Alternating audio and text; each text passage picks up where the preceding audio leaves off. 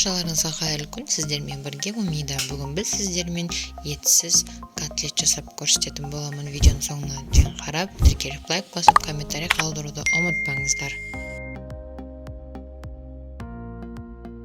Үшін бізге ең алдымен гречканы қайнатып пісіріп алуымыз керек.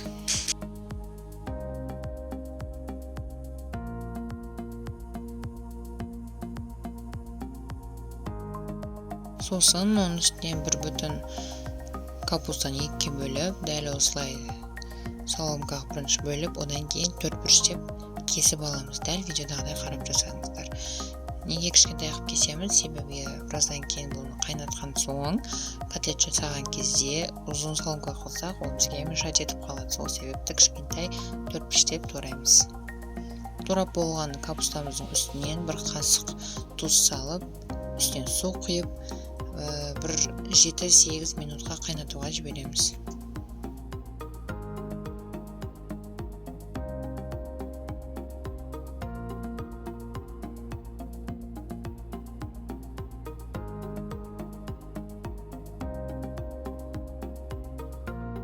Котлеттің сыртына панировочный сухаридың орнына мен осындай шашлычный чипсыды алып, дәмі өзгеше болсын деп, осылай майдалап, оқтаумен ұнтақтап аламыз.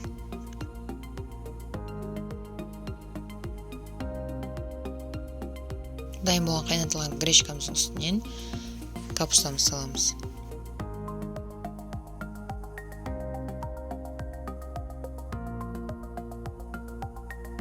Кішкентай қылып туратылған, көбек қылып тураса да болады. Мен кішкентай соломка етіп турадым пиязды. Пияз саламыз. Оның үстінен 2 дана жұмыртқа. Сосын ұнымызды қосамыз.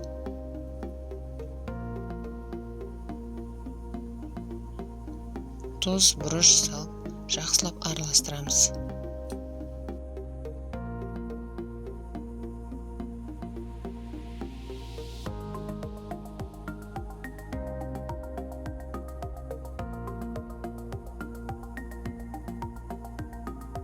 Дайын болған фаршымызды котлет жасап алу үшін қолымызды алдымен сулап аламыз. Сосын 2 қолдың ортасында осылай котлет алып дөңгелектейміз. Сосын панировочный сухаридың орнынан жаңағы чипсымызды езіп майдалап алдық. Соны араластырамыз. Дайын болған котлетімізді әр 2 минут сайын аст үстіне айналдыра отырып 5-7 минут қуырып аламыз. Өте тез дайын болады.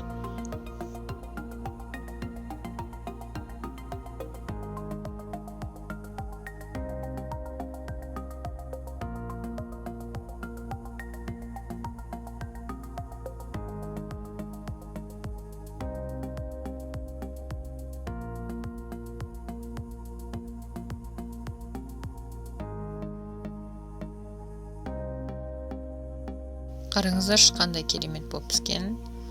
Өте күшті, сочный, жұмсақ, дәмді майонезбен жесеңіздер, вообще күшті керемет болады. Ет жоқ жағдайда котлет жегілеріңіз келсе, осылай жасасаңыздар да болады. Майонезге батырып жеп көрсеңіздер, вообще майонездің орнына басқа соус қолдансаңыздар да болады. Видеоның соңына дейін қарап отырғандарыңызға өте көп рахмет. Тіркеліп лайк басып, комментарий қалдыруды ұмытпаңыздар.